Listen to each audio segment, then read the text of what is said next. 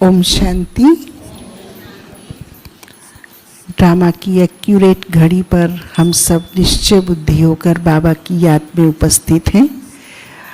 हमारे बीच में विराजमान हैं वरिष्ठ राजयोगी आदरणीय सूरज भाई जी।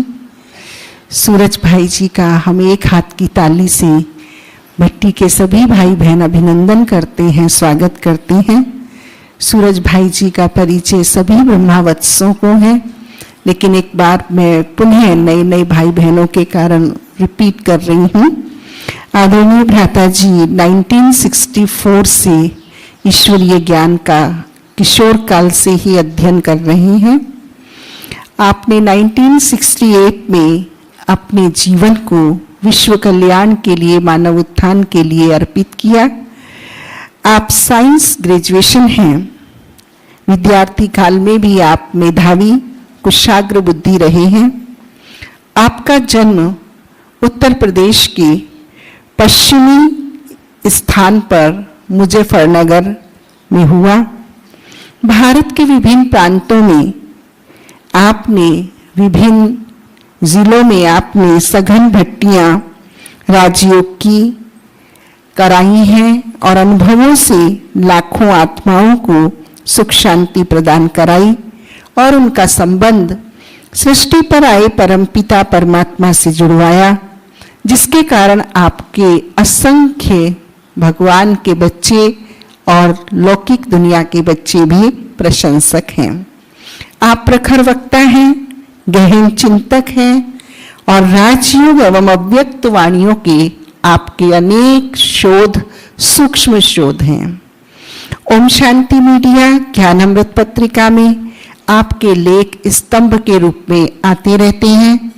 आप पीस ऑफ माइंड चैनल में समाधान नाम से पूरे विश्व में विख्यात हैं।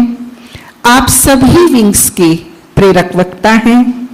आप भोलानाथ भंडारे के तीनों ही मुख्यालय के तीनों ही प्रमुख स्थानों के प्रमुख निदेशक हैं। आपकी विशेषता है कि कर्म करते हुए भी 58 मिनट 60 मिनट से कर्मयोगी बनकर बाबा के भोजन को तैयार कराते हैं। आप विचार, बोल और समाधान और संतुष्टता के धनी हैं। आपको ऐसी आध्यात्मिक अलौकिक राजयोग के अनुसंधान के लिए अनेक राष्ट्रीय और अंतर्राष्ट्रीय अवार्ड से सम्मानित किया गया है।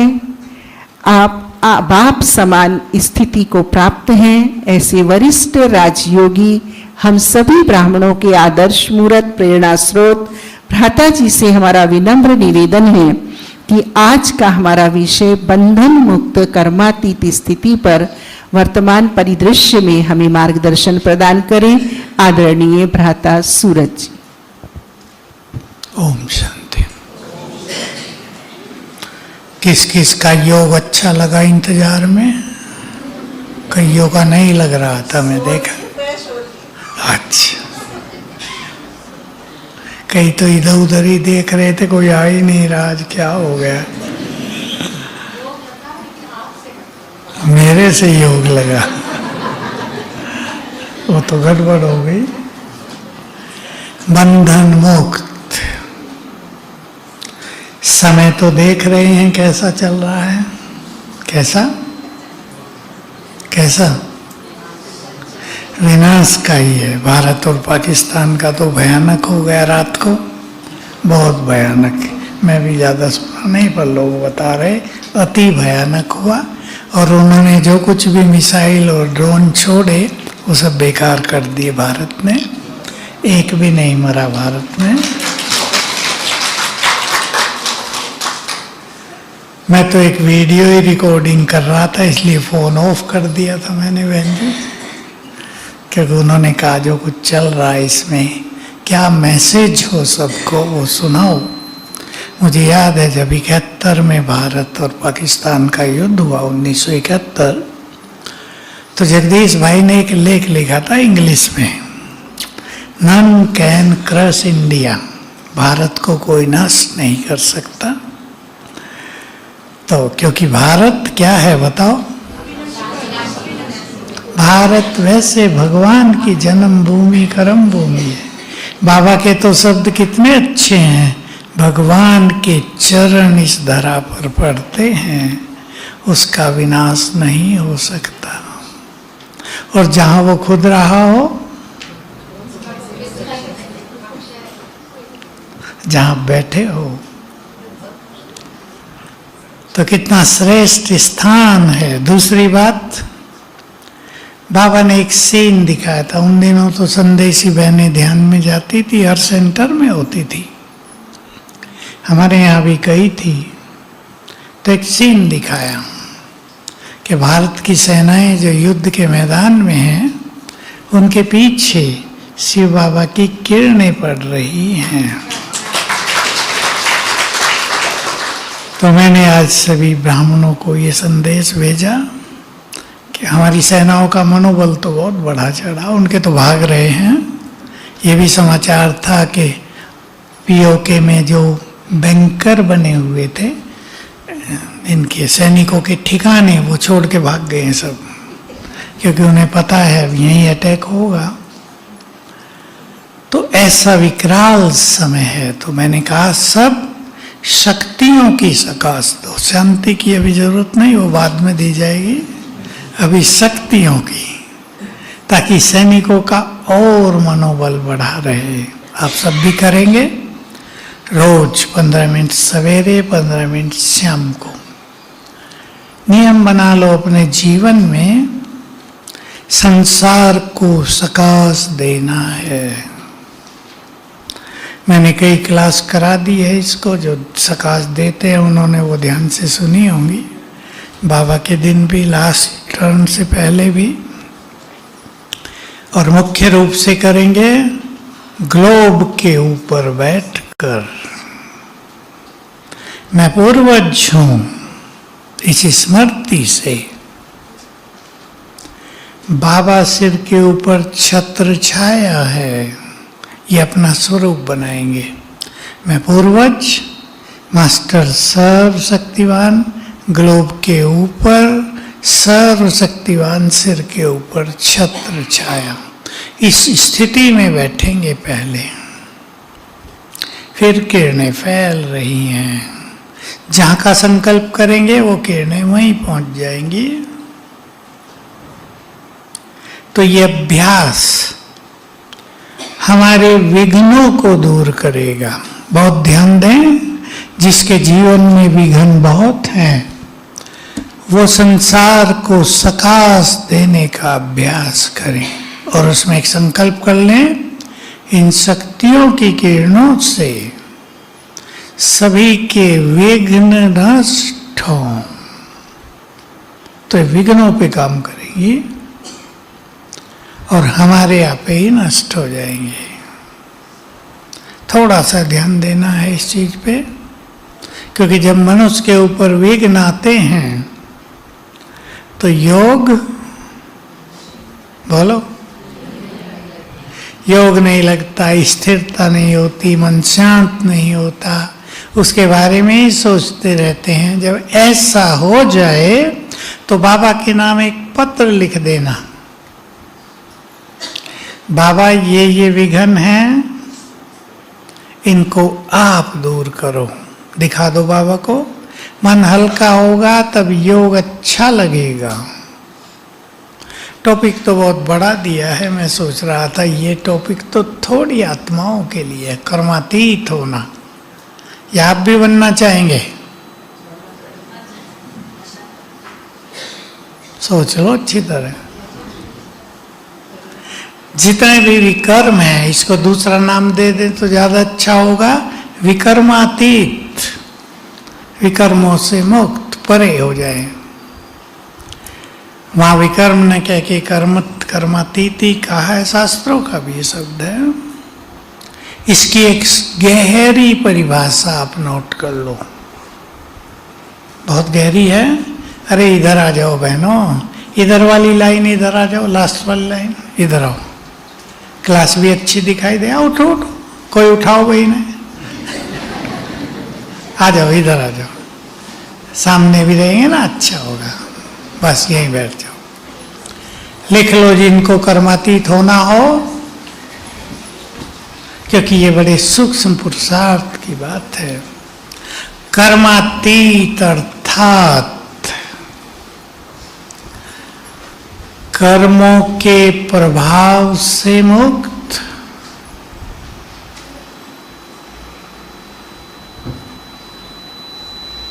कर्मों के प्रभाव से मुक्त और कर्मों के परिणाम के प्रभाव से भी मुक्त, कर्मों के परिणाम के प्रभाव से भी मुक्त।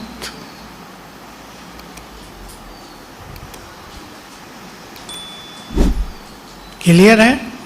कर्म जब हम करते हैं, हमें कुछ चाहिए ना, उसकी सफलता चाहिए। लेकिन मान लो ऐसा नहीं होता, जीत की बजाय हार हो जाए, होनी चाहिए महिमा, निंदा होने लगे, जीत की बजाय पराजय हो जाए, लाभ की बजाय हानि हो जाए। आपका बिजनेस हो, लाभ के लिए ही किया जाता है, हानि हो जाए, सफलता की बजाय असफलता हो जाए, उन सब का प्रभाव पड़ता है ना, मनुष्य पे पड़ता है। उस प्रभाव से भी जो बाहर निकल जाए, मुक्त हो जाए, उसको कहते हैं कर्मातीत अवस्था। मुझे पता नहीं ये मुरलियों में है या नहीं, पर मुझे इतना याद है, बाबा अपने कमरे में आए थे, दादी प्रकाश मणि ने बाबा से जो प्रश्न किया था उसके उत्तर में ये था, ये बाबा कर्मातीत अवस्था क्या है। तो कर्म का प्रभाव भी न पड़े। देखो, एक है विकर्म नष्ट हो जाए, फिर है कर्म का प्रभाव। आप घर में भोजन बना रहे हैं, उसके प्रभाव में सब कुछ भूला रहता है ना, बाबा भूल जाता है, स्वमान भूल जाता है। और कर्म का जो परिणाम होता है, अब थोड़ा गहराई से विचार कर लें। आपने बहुत अच्छा काम किया लेकिन आपकी निंदा हो गई, अब कैसे मन को खुश और शांत रखेंगे? आपने बहुत अच्छा काम किया, 10 लोग आपकी महिमा कर रहे हैं, लेकिन 4 ऐसे भी आपको मिले जो आपकी गिलानी कर रहे हैं। कम से कम ये तो कह ही रहे हैं, ये तो मैं भी कर लेती। और नहीं मनुष्य होता तो वो ये कह देता है। एक हंसी की कहानी सुना देता हूँ, आपको याद रहेगी। जहाज नहीं होते थे पानी के, तो 2 युवा वैज्ञानिकों ने एक जहाज बना दिया, इतना बड़ा नहीं जितने आज होते हैं, एक जहाज बना दिया। पहले नाव होती थी, नाव को, बड़ी नाव को जहाज में बदल दिया। बुलाया सबको, जहाज बनाया है, सागर में था, वो चलाएंगे भी। 1000 लोग इकट्ठे हो गए, कुछ ईर्षा करने वाले, जहाज चल दिया। मशीन जो लगाई हुई थी उससे जहाज चल दिया। अब जो ईर्षा करने वाले थे वो क्या सोचे, परेशान हो गए, ये तो चल दिया। अब उन्होंने दूसरी बात कही, चल तो दिया पर रुकेगा नहीं। लेकिन उन्होंने वापस ला के उसको वहीं रोक दिया। जिसको अपनी सफलता में, अपनी सत्यता में विश्वास होता है, वो दूसरों की बातों से विचलित नहीं होते। सब भाई बहनें इस पे काम करें जीवन में। जिसको अपनी सत्यता में विश्वास होता है, और दूसरों की असत्य बातें सुनकर विचलित नहीं होते। बहुत विचलित होते हैं। मेरे पास तो जो बातें आती हैं बहनों की, हम इतने अच्छे फिर भी ये ऐसा कहते हैं, स्थिति खराब। मैं उन्हें कहता हूँ तुम अच्छे हो, तुम्हें पता है? हाँ बिल्कुल अच्छे हैं। तो 10 लोग तुम्हें कहे तुम खराब हो, तुम परेशान क्यों हो रहे हो? तुम तो अच्छे हो ना। अपनी सत्यता में कायम तो रहो।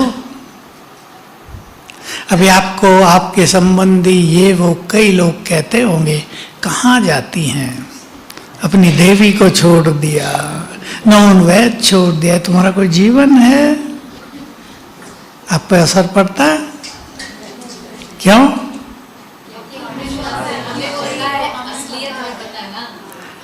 जो हम कर रहे हैं उसकी सत्यता का हमें पता है, बस इसको याद रखना, परेशान नहीं। क्योंकि संगठनों में ये बातें थोड़ी परेशान करती हैं लोगों को, जब वो देखते हैं कि कहावत तो है सत्यमेव जयते, लेकिन हो उल्टा रहा, सत्य की कोई सुनता नहीं। झूठे लोग कैसे होते हैं? चालाक, तेज तराक। वो अपनी बातें, झूठी बातें भी ऐसे करते हैं मानो उनसे बड़ा सत्यवादी कोई नहीं दुनिया में। होता है नहीं, देखे होंगे, हमने तो बहुत देखे अपने संगठनों में। तो उनकी जीत हो जाती है। लेकिन हमें याद रखना है, अब ये और इम्पोर्टेंट बात है, सत्य हम हैं तो हमें अपनी स्थिति नहीं बिगाड़नी, तो बाबा हमारे साथ रहेगा। स्थिति बिगाड़ ली तो बाबा साथ नहीं होगा, पक्का समझ लेना।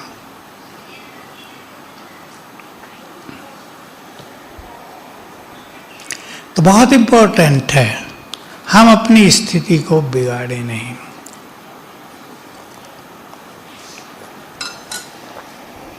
एक आदत डाल लें आप, मैंने भी डाली थी, बहुत पहले डाल दी थी। श्रीमद् भगवत गीता की ये बात सुनी थी, कर्म के परिणाम को प्रभु अर्पण कर दो। गीता का एक प्रसिद्ध महावाक्य है, अब आजकल तो लोग नहीं सुनते। हे अर्जुन, कर्म पर तेरा अधिकार है, फल पर नहीं, फल मेरे हाथ में है।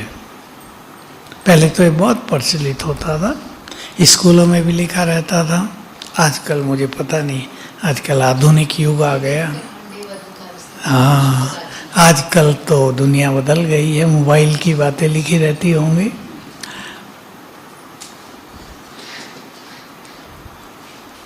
एक काम और करेंगे, मैंने जो सीख लिया था, मैंने कहाँ सीखा था, हमारी ड्यूटी किचन में लगी। हमको कुछ आता नहीं था, कभी गड़बड़ हो जाती थी, लोग बोलते थे ना, फिर तो बोलेंगे ना, चावल थोड़े से कच्चे रह जाएं तो खाने वाले तो बोलेंगे ना। तो पहले तो मुझे ये रहता था, भाई ये तो बोलेंगे, इनका अधिकार है। लेकिन फिर संकल्प रहता था, कार्य किया बाबा को अर्पित, तो बहुत अच्छा रहता था। परिणाम जो भी हो उसको बाबा के हवाले कर दो। सेवाएं हमने बहुत अच्छी की, उसका परिणाम बहुत अच्छा आया, हम खुश तो होंगे, नेचुरल है, लेकिन उसको हवाले करो बाबा के। एक चीज सीखी बाबा से, 72 में बॉम्बे में अपना एक छोटा सा प्रोग्राम हुआ। तो वो समय था जब छोटा प्रोग्राम होता था तो सभी बड़े लोग जाते थे। तो शाम के 7, सवा 7 बजे थे, यहाँ भोग लगता था, हम भी भोग में बैठते थे। बहुत अच्छे मैसेज आते थे छोटे छोटे, तो एक रस बैठ गया था कि दोपहर और शाम को भोग में बैठना है। हम 10-12 भाई थे जो बैठते ही थे रोज। तो शाम को 7, सवा 7 हुए होंगे, बाबा ने संदेशी को सीन दिखाया। बॉम्बे में प्रोग्राम हुआ, बहुत अच्छा हुआ, देखो बच्चे खुशियां मना रहे हैं, सबको दिखा दिया। अच्छी बात है खुशियां मनाना, लेकिन बोलो क्या बोला होगा? जिसने सफलता दिलाई उसको सब भूले हुए हैं। मेरे को तब से याद रहती है बात।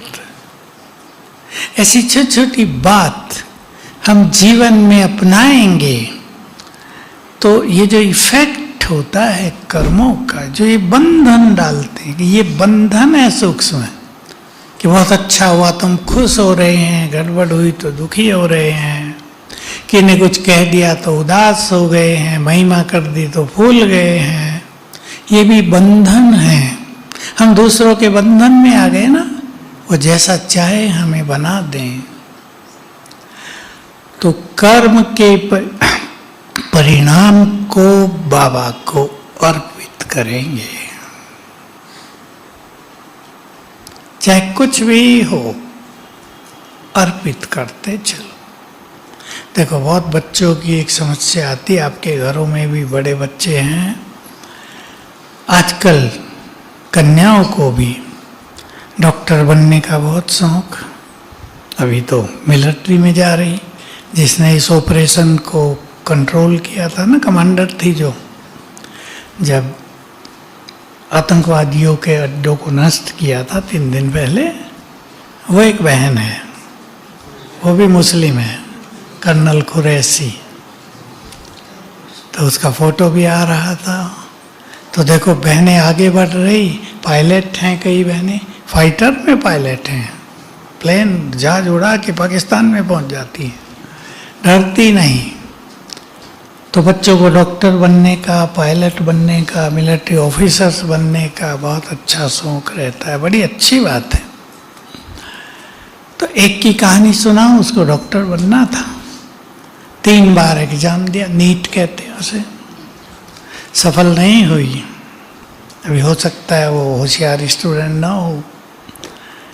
अभी क्या होता है, जब कोई व्यक्ति मान लो डॉक्टर ही बनना है, तो अपने फ्रेंड सर्किल में सबको बता के रखता है ना, मैं डॉक्टर बनूंगी, ये करेंगी, ये भी बता के रखते हैं, गरीबों की फ्री सेवा करूंगी, अच्छे। और वो नहीं हुआ तो उसको ना गड़बड़ हो जाए, डिप्रेशन ही हो गया था, बहुत बहुत निगेटिव कॉन्शियसनेस, एकदम उतर गया चेहरा। और घर में उसने कह दिया, मैं सुसाइड करूंगी, मुझे जीना नहीं है। अब पहरा लग गया उसके, तो बड़ी बात होती है ना।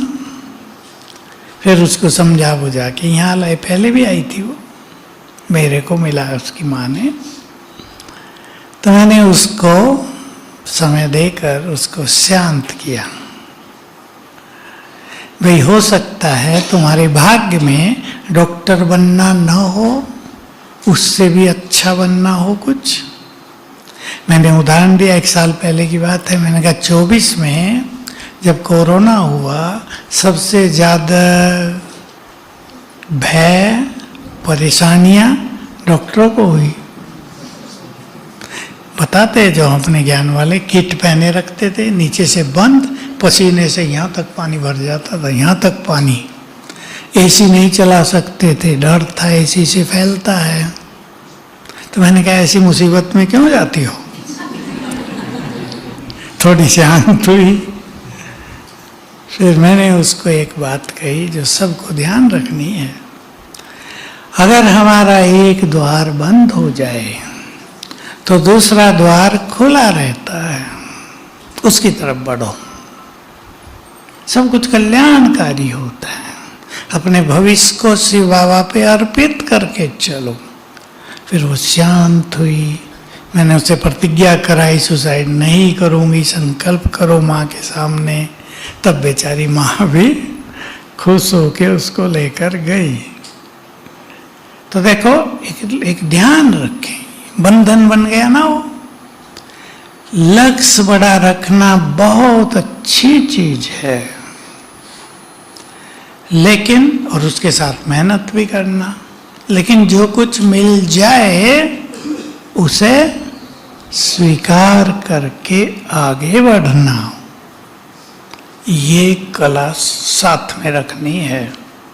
सदा वो नहीं मिलता जो मनुष्य चाहता है, यह मिलेगा? नहीं मिलता, सदा नहीं मिलता है। इसलिए मीठा कड़वा, ऊपर नीचे, उतार चढ़ाव, ये जीवन के अंग हैं।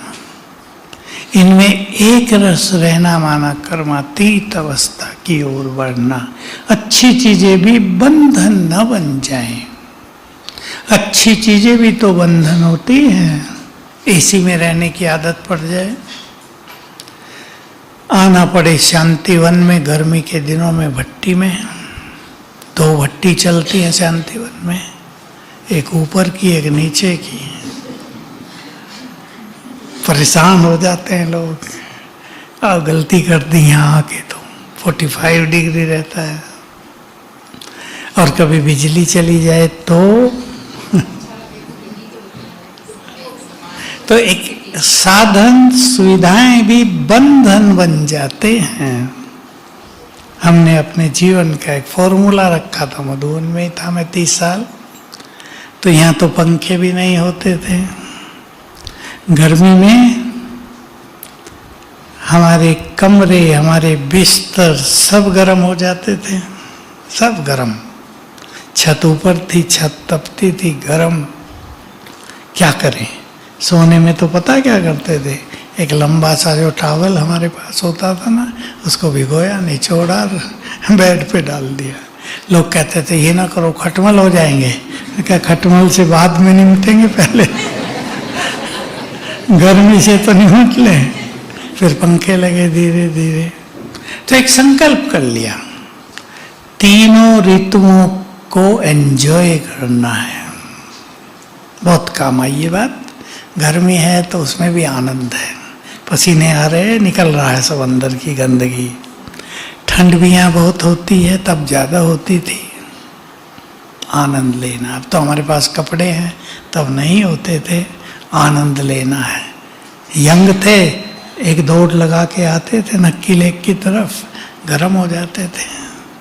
बरसात फॉग होती है यहाँ, एक एक माह सूरज नहीं निकलता। सूक्ष्म बता नहीं, आनंद लो, योग में मजा आ रहा है।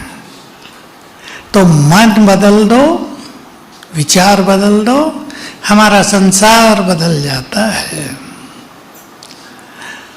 तो अपने को हर बंधन से छुड़ाना है। अब जो बहुत प्रैक्टिकल बंधन होते हैं, जो छूटने कठिन होते हैं, लौकिक संबंधों का बंधन, सहज है छोड़ना या कठिन? भाग के नहीं जा सकते, तो बाबा ने मना कर दिया है। भाग के जाएंगे तो ज्यादा बंधन लगेगा, पता नहीं बच्चों को क्या हो रहा होगा। पास रहने से हल्का लगता है। इन सभी बंधनों से हम छूटें, क्योंकि हम नहीं छूटेंगे तो समय हमें छुड़ाएगा। पता है ना, सबको जाना है, सब कुछ छोड़ के जाना है। ये बात जब बाबा की मुरली में आती है तो कई लोग दुखी हो जाते हैं। सब कुछ छोड़ के जाना पड़ेगा, बच्चों को भी छोड़ना पड़ेगा, साथ ले जाए उनको भी तो अच्छा हो। नहीं, ले भी नहीं जाना ले जाने के लिए नहीं बोलेंगे, नहीं। ले कहाँ जाएंगे? परम धाम में तो बच्चे जाएंगे नहीं। इन सब को छूटने का एक ही तरीका है, बिल्कुल सिंपल, आप सब जानते हैं उसे। बात केवल प्रैक्टिस को बढ़ाने की है। अशरीरीपन, देह का बंधन छूटेगा तो देहधारियों के बंधन स्वतः ही ढीले हो जाएंगे। यही डीप फिलॉसफी है। एक बात। दूसरा, आत्मिक दृष्टि। बस ये 2 बातें प्रैक्टिस करें। मैं बहुत सुनाता हूँ ये बात गृहस्थियों के लिए कि अपने घर में 2 बार शांत में बैठ जाओ एक तरफ, सबको देखो। सबको करनी ये बात 2 बार रोज, सबको देखो, परिवार वालों को। ये सभी देवकुल की महान आत्माएं हैं हमारे घर में। 1 मिनट लगाओ भाई, ज्यादा नहीं। दोबारा सोच लो, ये सभी आत्माएं जो हमारे घर में आई हैं, ये देवकुल की महान आत्माएं आई हैं। और अच्छा सोचना हो, एक समय था हम सब देवी देवता थे। जन्म लेते लेते उतरते यहाँ आ गए। कभी कोई हमारे परिवार वाले रहे, कभी कोई। अब ये हैं, ये भी बदल जाएंगे। सदा वही तो परिवार वाले ने, ये चिंतन नष्टों मोहा बनाएगा, बंधनों से मुक्त करेगा। सबको करना है, करेंगे सब करना, 2 बार, कुछ भी नहीं। दिन में बाहर कहीं आप जाएं भाई लोग, वहां कर लेना। ऑफिस है, बिजनेस है, सब आत्माएं हैं, ये देवकुल की, अब सबको चलना है। ब्रह्मा बाबा की बहुत अच्छी प्रैक्टिस थी और मुझे बहुत प्रिय लगती थी तब से ही।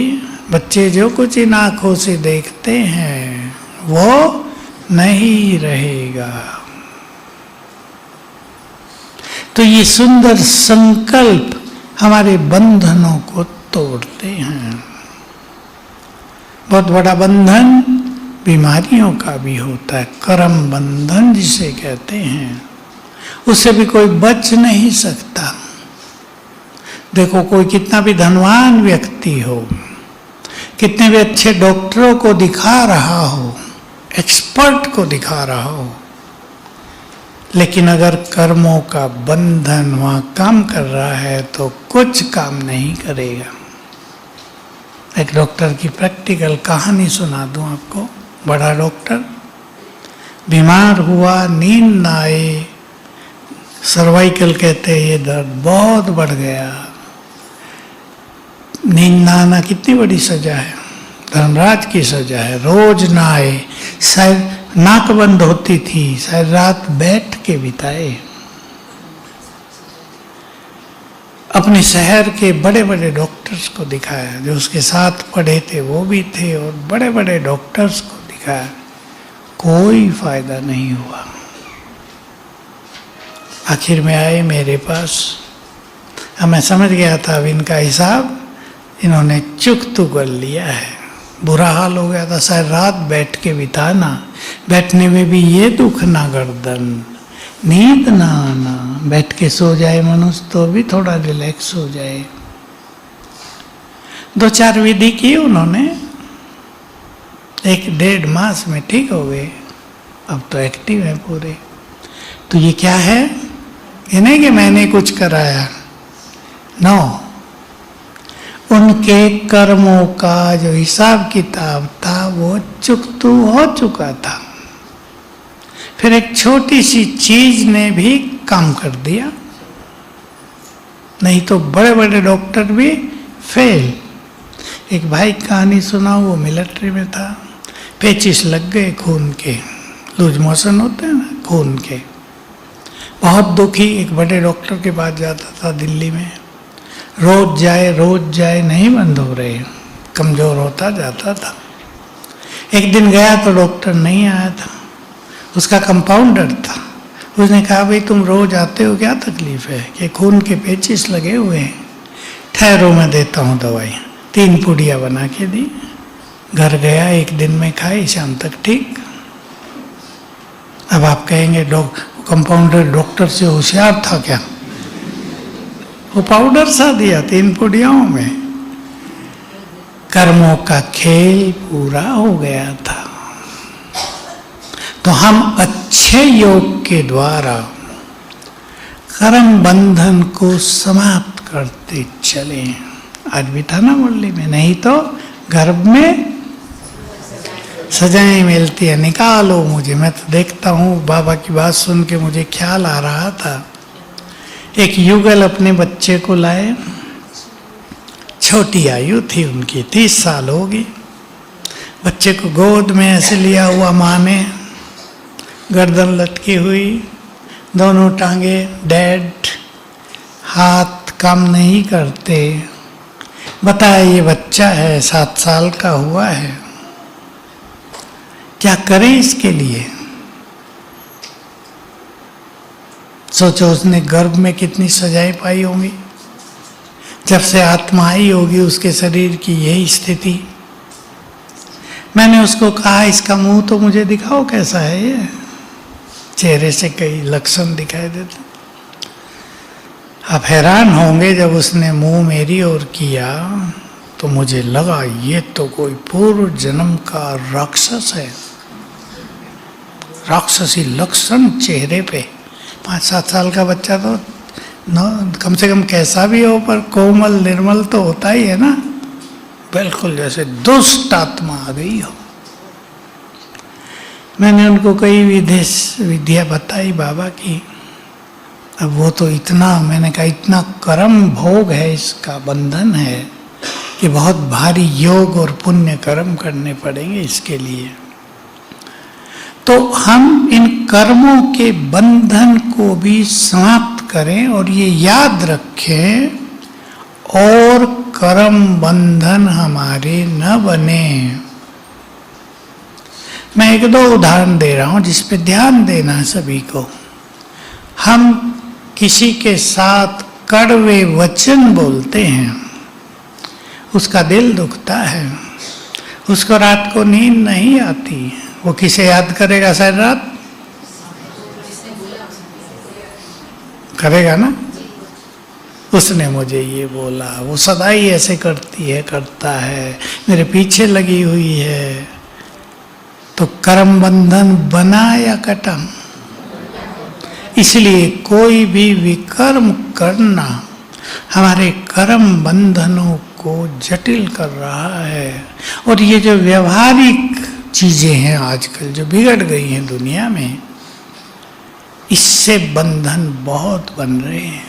मैंने शायद परसों भी कहा हो कि जो कुछ हमारे साथ हो रहा है उसके जिम्मेदार हमारे कर्म ही है। बिना कर्मों के किसी के साथ कुछ भी नहीं हो रहा है। इसलिए एक और चीज सभी करेंगे, क्षमा याचना।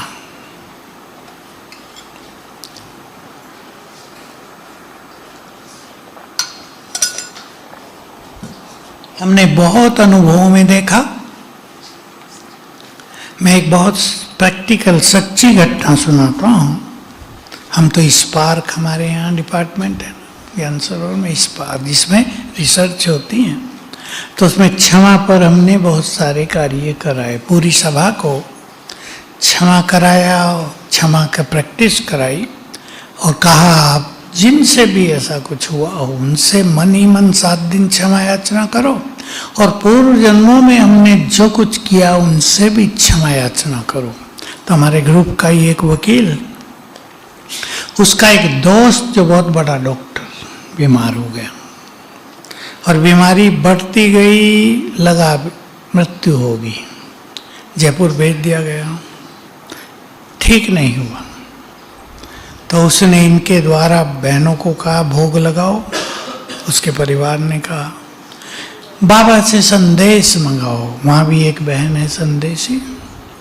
तो उसने भोग लगाया तो क्या दिखाया कि ये जो डॉक्टर है ये पिछले जन्म में राजकुमार है, अपने बगीचे में बैठा है, कोई पंडित आता है ब्राह्मण, दोनों की बातचीत होने लगी, बहस हुई, लड़ाई हुई और इसने तलवार से उसका गला काट दिया। तो कहा वो जो ब्राह्मण का ब्रह्म दोष कहते हैं ना इसको, ब्रह्म हत्या का दोष, ये उसको जीने नहीं दे रहा है, उससे क्षमा याचना करो तो कुछ हो सकता। और इस डॉक्टर को फील हुआ कि ये सत्य है, उसने वहीं हाथ जोड़े, ब्राह्मण से क्षमा याचना शुरू की और बहुत की, और 3 दिन के बाद ही सुधार होने लगा, 15-20 दिन में ठीक होके वापिस आ गया। तो कई ऐसी परिस्थितियों में, कई ऐसी बीमारियों में क्षमा याचना बहुत काम करेगी। इसलिए 7 दिन आप रोज सवेरे क्षमा याचना कर लेना। हमने हजारों साल में जिनको भी कष्ट दिया हो, मैं उन सब से क्षमा चाहता हूं, क्षमा चाहती हूं, बंधन कटेंगे। ये पूर्व जन्मों के बंधन भी बहुत ज्यादा काम कर रहे हैं। और हमारे द्वारा किसी और ने हमको कष्ट दिया हो, ऐसा भी तो हुआ होगा ना, उन्हें क्षमादान, मैं तुम्हें क्षमादान देती हूँ, सुखी हो जाओ। देखो ये दुआओं और बद्दुआओं का खेल इतना गहरा है। जो पुराने हैं उनको याद हो बाबा की कितनी मुरलियां चली दुआएं दो, याद है ना? एक बार तो कहा था, बाबा आए और कहा अगले टर्न तक 15 दिन थे, सबको दुआएं देने के अनुभव प्राप्त करना। और एक बहुत सुंदर बात कही थी, कोई तुम्हें बद्दुआएं दे रहा हो तुम उसे 10 दुआएं दे देना, तो उसकी बद्दुआओं का असर नहीं होगा।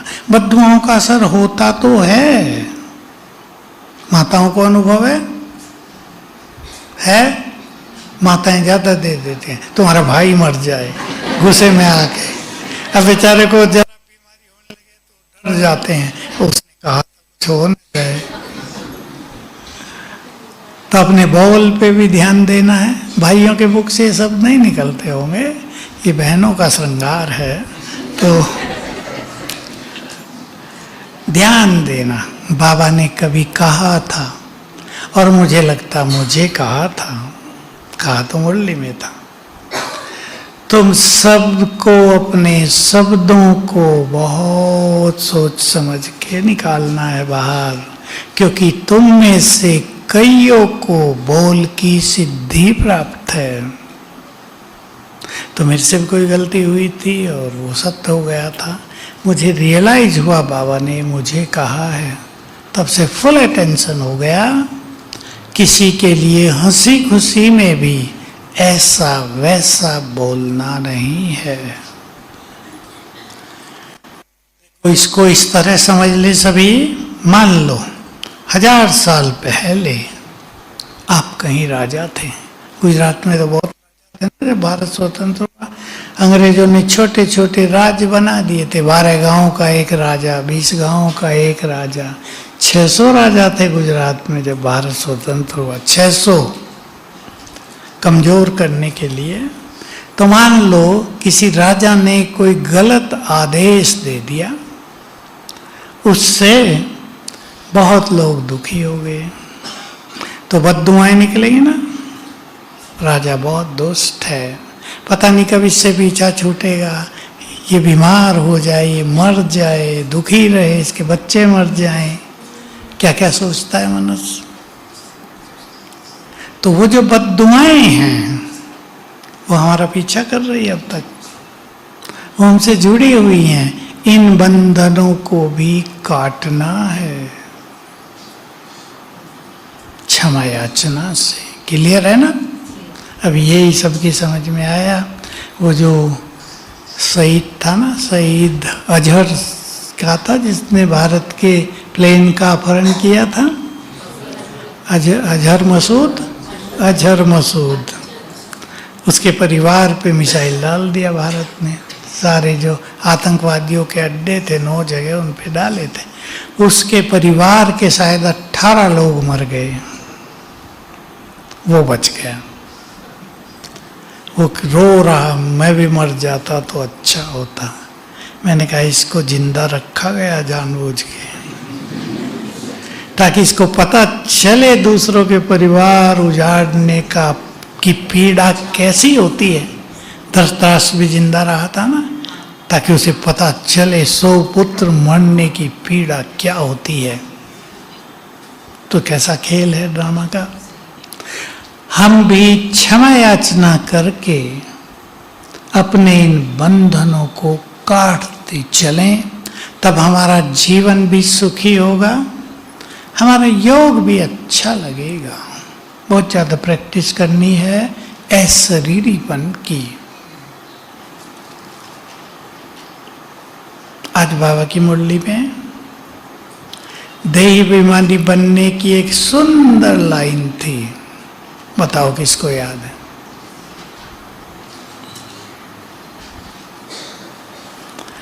जो अंत में पूरे देही अभिमानी बन जाएंगे वही फुल पास होंगे। बाकी नंबर बार देही अभिमानी अंत में,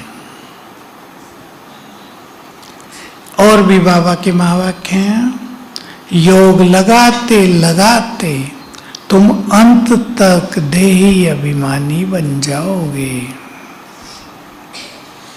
देही अभिमानी का अर्थ है, बताओ।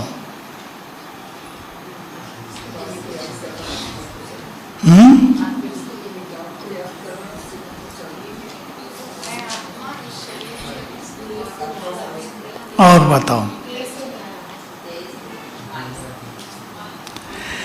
देही अभिमानी अशरीरीपन एक ही चीज है पर अलग अलग अर्थ लिए हुए। विदेही स्थिति, देही अभिमानी का अर्थ है जब आत्मा अपने सातों गुणों का स्वरूप बन जाए, सातों गुण जीवन में आ जाएं। इस पे हम थोड़ी चर्चा करेंगे, इस पे आपको सबको वर्क करना है।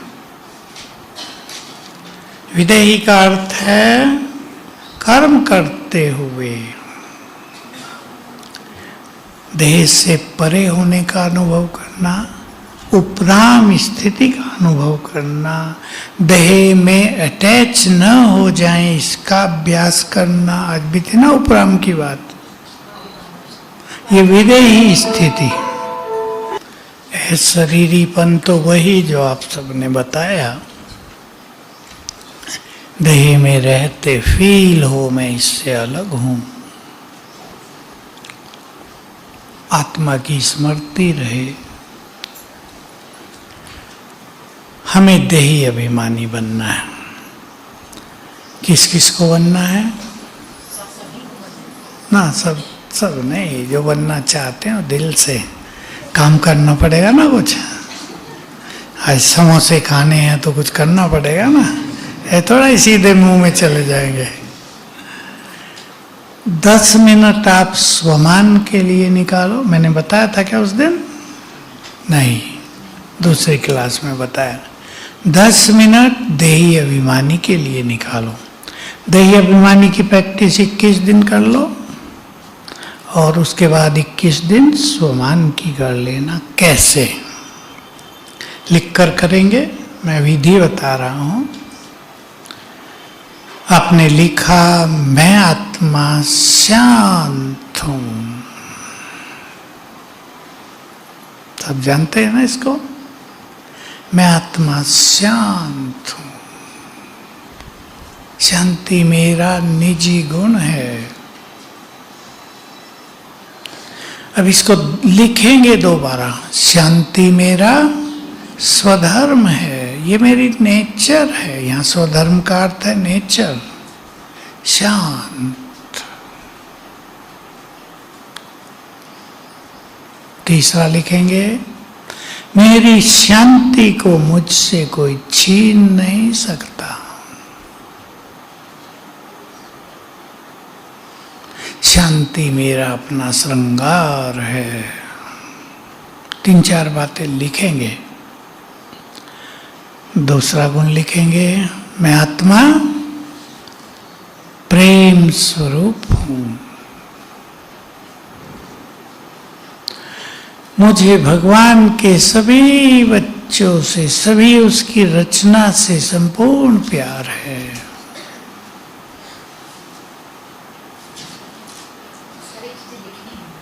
लिखनी है ये, 10 मिनट लगाना आपको।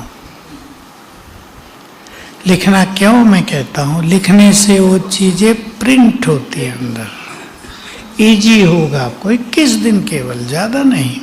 फिर दूसरे दिन आपको नए नए विचार मिलेंगे उसी चीज के लिए। फिर लिखेंगे, मेरे मन में सभी के लिए प्रेम है, तो मेरे मन में घृणा ईर्ष्या का कोई स्थान नहीं, तो वो हटने लगेगा।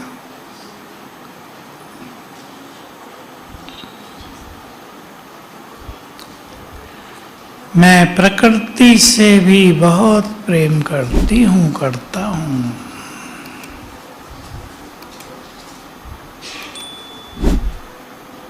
इस संसार में सभी मेरे हैं, मेरा परिवार है संसार। अपनों से प्यार होता है ना, एक सूक्ष्म बात बता दूं, जो बहुतों के अंदर रहती है कमी के रूप में, हमारे अंदर भी थी। कैसे बाबा ने दूर कराई। 83 की बात थी, इंदिरा गांधी का मर्डर हो गया था। 83 थी, 84 शुरुआत थी। भारत में दंगे हो गए थे। तो हम लोगों के मन में किसी दूसरे धर्म वालों के लिए थोड़ा घृणा भाव रहता था, और ये संकल्प रहता था इनको तो मरना ही चाहिए, बड़े गंदे लोग हैं। आपके भी रहता होगा, मैं बिना नाम लिए कह दिया, बहुतों को रहता है। एक बहुत अच्छी वीआईपी की सभा थी हमारे पास, कहीं था मैं, तो वहाँ का जो एक बड़ा अधिकारी था, मेजर जनरल मैनेजर, उसने पूछा, जब इस देश में कुछ होता है मुझे बहुत खुशी होती है।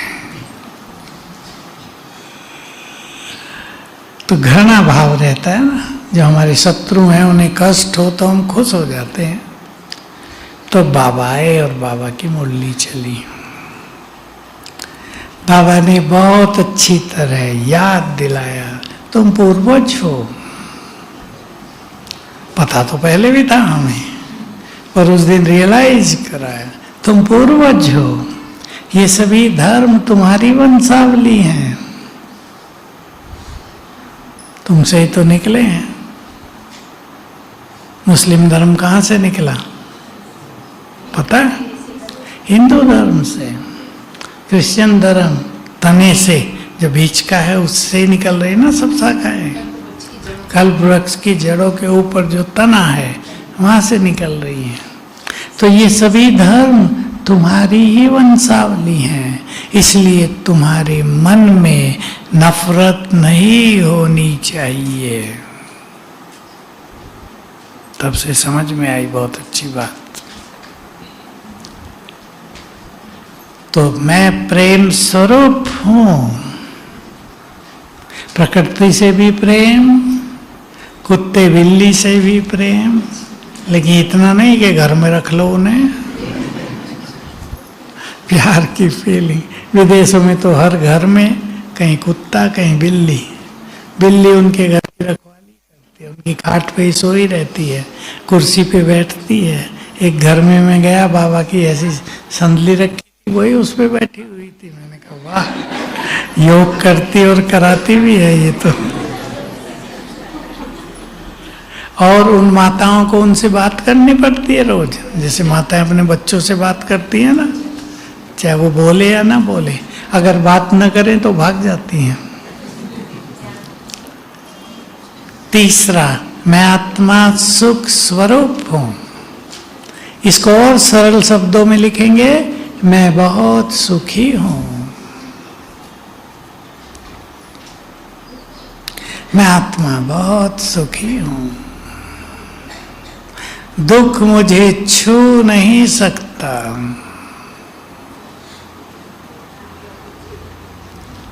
मुझे तो सबके दुख हरने हैं। मेरे पास ईश्वरीय सुखों का भंडार है।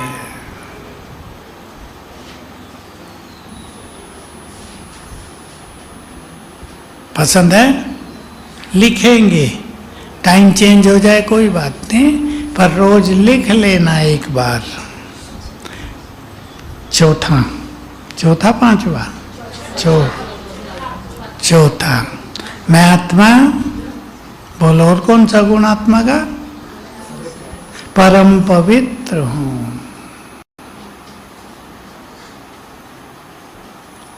मेरा मूल संस्कार ही पवित्रता है। अपवित्रता मुझे छू नहीं सकती।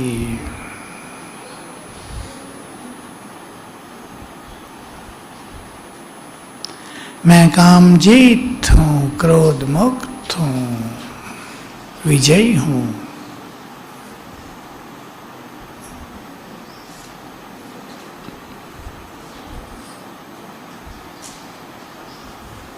ठीक है? मैं आत्मा शक्ति स्वरूप हूं, इसका अर्थ है बहुत शक्तिशाली हूं। मैं आत्मा बहुत शक्तिशाली हूं।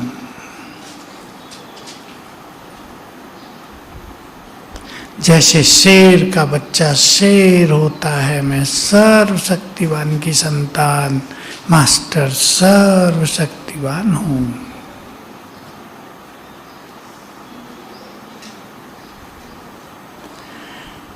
एक साकार मुल्लिम बाबा के बहुत अच्छे शब्द आए, सुने तो सबने, हमने पहले सुने होंगे, लेकिन नोट इस बार हुआ था। तुम इस धरा के चेतन सितारे हो, ये तो कॉमन बात है। तुम नक्षत्रों से भी अधिक महाबलवान हो।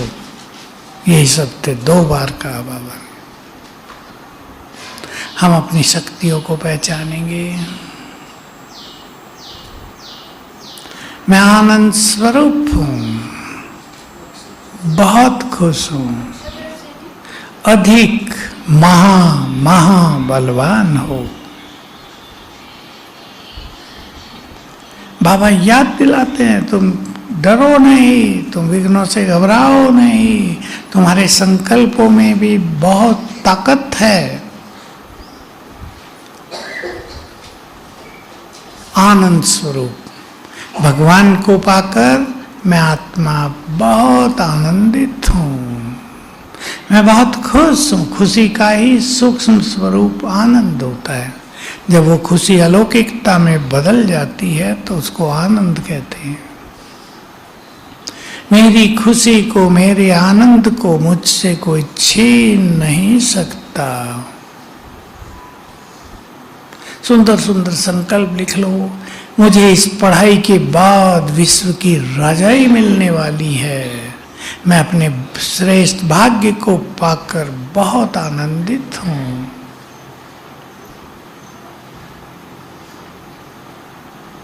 ठीक है, ऐसे 10 मिनट रोज लगाएंगे, लिखेंगे 21 दिन। कभी आप बहुत बिजी हुए, कोई कारण से छूट गया, लेकिन छोड़ना नहीं है, क्योंकि वो चीज आपके सबकॉन्शियस माइंड में समाती रहेंगी। कभी भी लिख लो, जब आप फ्री हो, जब आप सोचें कि ये मेरे अंदर समा जाएंगी चीजें। किसी को दोपहर में बहुत अच्छा लगता है, दोपहर में लिख लो। किसी को सोने के उठते जब दोपहर में रेस्ट करते हैं उसके बाद बहुत अच्छा लगता है। ये हर एक की अपनी मेंटलिटी होती है। जिसको जब अच्छा लगे, तो आप देखेंगे 3-4 दिन के बाद ये चीजें आपको खींचने लगेंगी। ऐसे ही स्वमान 21 दिन ये करके फिर 21 दिन स्वमान का कर लेना। जैसे पहला स्वमान, मैं एक महान आत्मा हूं।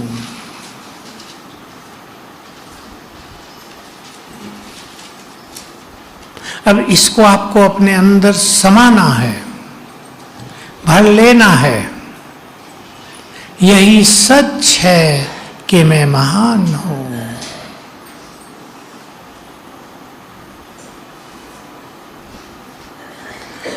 स्वयं भगवान ने कहा है तुम महान आत्माएं हो।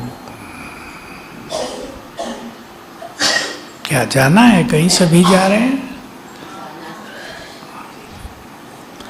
भगवान ने कहा है तुम महान आत्माएं हो। मैं महान हूं। ऐसे कम से कम 15, 16 या 21 स्वमानी लिख ले लेना। फिर दूसरा, नहीं, प्रतिदिन 10 मिनट लगाना। नहीं, 1 से काम नहीं चलेगा। एक तो 1 मिनट में पूरा हो गया। दूसरा ले लो, मैं पुण्य आत्मा हूं। मैंने बाबा की बहुत भक्ति की, जन्म जन्म बहुत पुण्य किए, इसलिए भगवान मुझ पर राजी हुआ। ये सत्य है कि मैं पुण्यों से भरपूर हूं, इसलिए भगवान की प्राप्ति हुई। तीसरा ले लो जो बहुत अच्छा है, मैं विजयी रतन हूं। अब मुझे तो भूल जाता है मैं क्या बताया। आपके मन में भी ऐसे ही विचार आते रहेंगे, सोचो नहीं। मैंने बहुत पुण्य किए, इसीलिए भगवान की प्राप्ति हुई। पुण्यों के कारण ही मैं बहुत सुखी हूं। मैं पुण्य आत्मा हूं। ये सब बहुत सुंदर है, मुझे बहुत अच्छा लगता है। जैसे याद करेंगे, मैं पुण्य आत्मा हूं, चित्त आनंदित होता है या नहीं? ये बहुत अच्छा सब। मैं विजयी रतन हूं। मैंने कल्प कल्प इस माया को जीता है।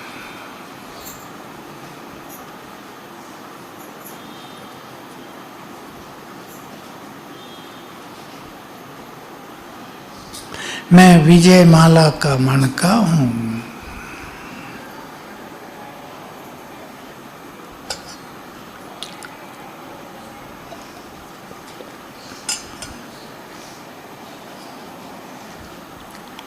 मुझे बाबा ने विजयी भव का वरदान दिया है।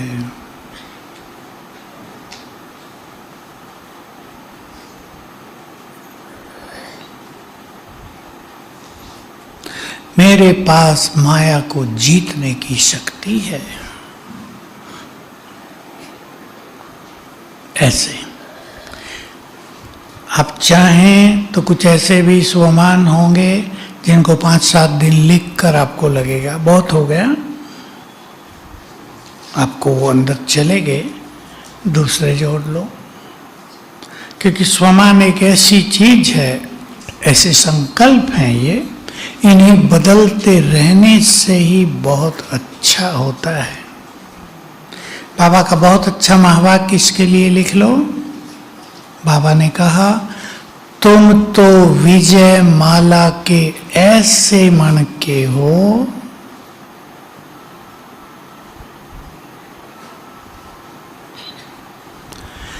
जिन्हें याद करके भक्त भी समस्याओं से मुक्त हो रहे हैं।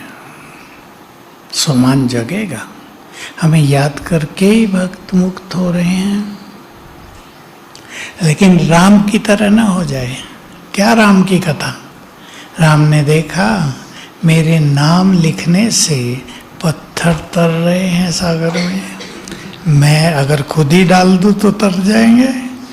तो उसने भी रात के अंधेरे में डाला तो डूब गया। इसलिए भक्तों ने गीत बना दिया, राम से क्या? हाँ, राम से बड़ा राम का नाम। तो लेकिन हम तो स्वमान में आएंगे ना, तो ये स्वमान काम करेगा माया को जीतने का। हमारी जो शक्तियां हैं जिनसे माया को जीतते हैं वो जग जाएंगी। मैं मास्टर सर्वशक्तिवान हूं।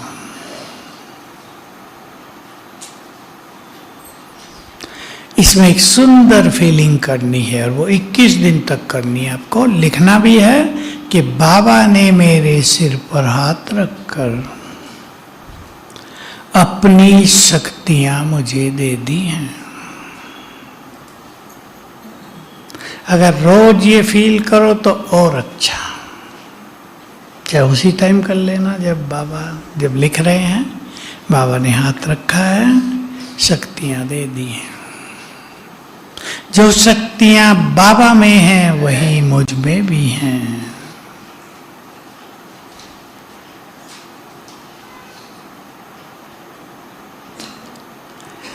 मैं ईश्वरीय शक्तियों से संपन्न हूं।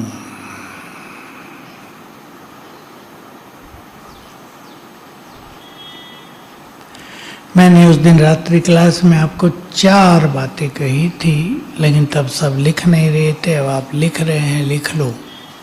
मास्टर सर्वशक्तिवान की 4 बहुत पावरफुल बातें बाबा ने कही हैं।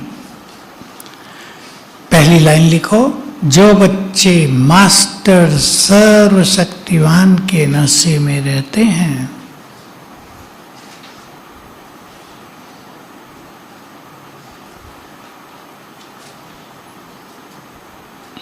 अब पहली बात, विघ्न और समस्याएं उनके पास आ नहीं सकती।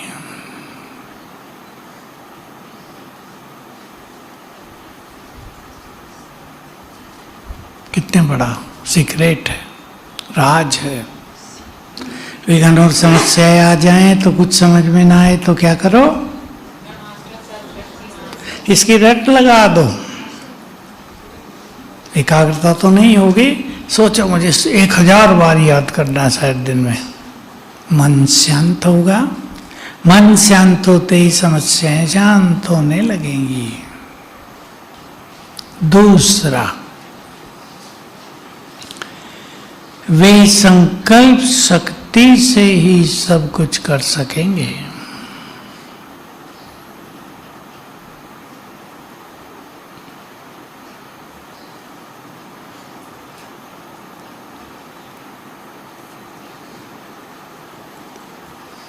तीसरा, दूसरा बहुत जबरदस्त है ये। तीसरा, सफलता उनके आगे पीछे घूमेगी।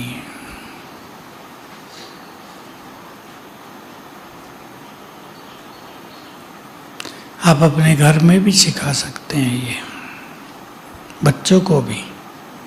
माताओं ने अपने छोटे छोटे बच्चों को सिखाया हुआ, मैं मास्टर सर्वशक्तिवान हूँ। बहुत सफलता मिलती है उनको पढ़ाई में।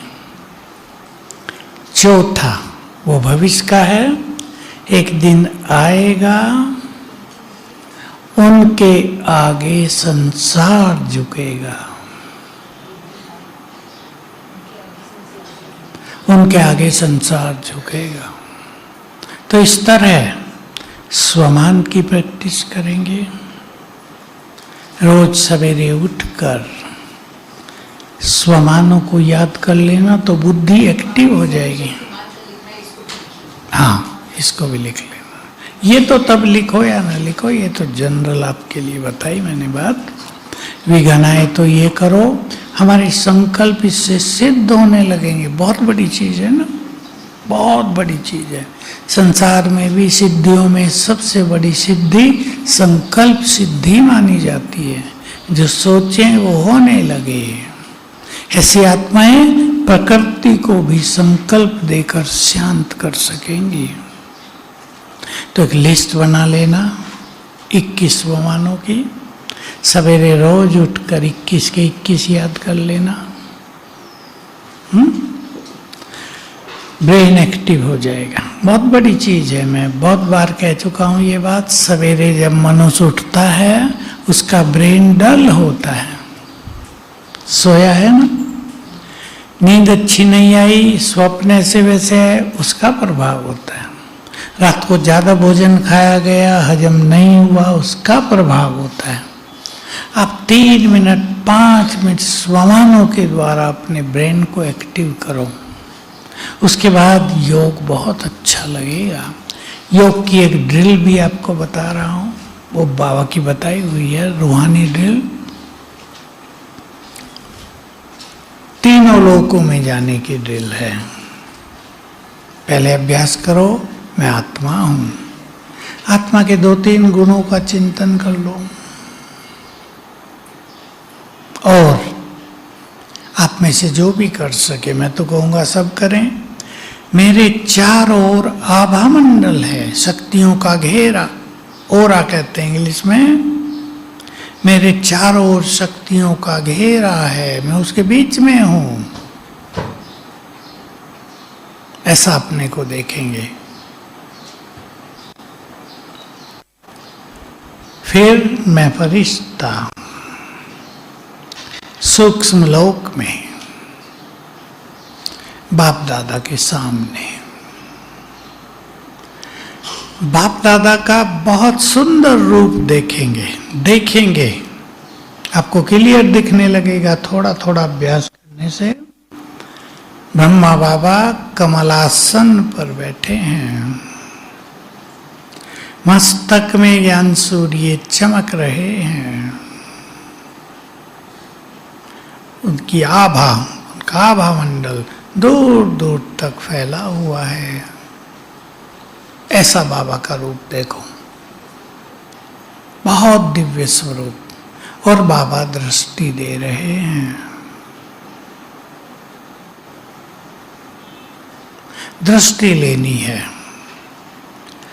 और बाबा का ये महावाक्य याद रखेंगे, सवेरे सवेरे बाबा से दृष्टि लो, संसार को दृष्टि दो।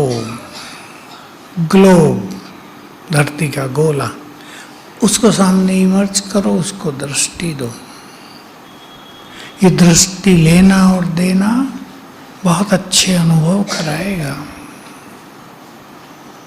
फिर मैं आत्मा उस सूक्ष्म शरीर को छोड़कर, हाँ, बाबा से बातें करो, स्वमान का अभ्यास करो, वरदान लो, बाबा को शुक्रिया करो। यहाँ आप समय बिता सकते हो 3 मिनट कम से कम।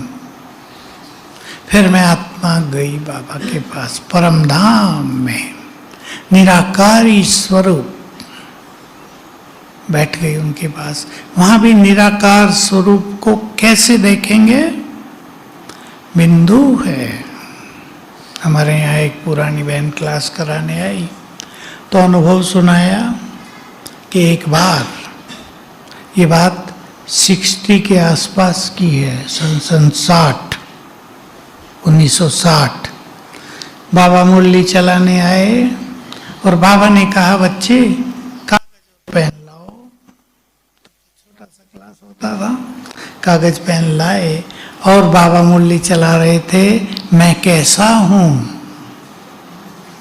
तो वो जो पेन था, पेंसिल थी, उसको ले गए और हल्का सा टच किया, ऐसा हूं, मतलब ज्यादा भी नहीं।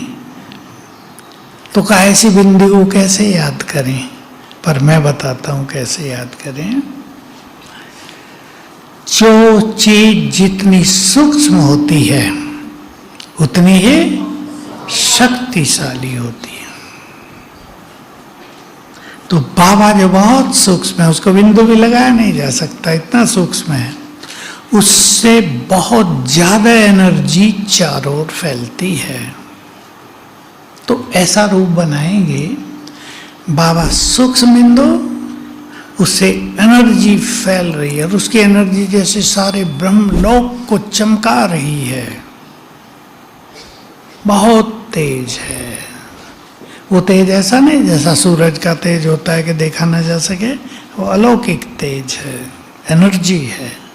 मैं उसके बीच में हूं। फिर वहां से मैं आत्मा वापिस आ गई तन में। ये ड्रिल 5 बार कर लो, योग फर्स्ट क्लास हो जाएगा। ठीक है? ओम शांति।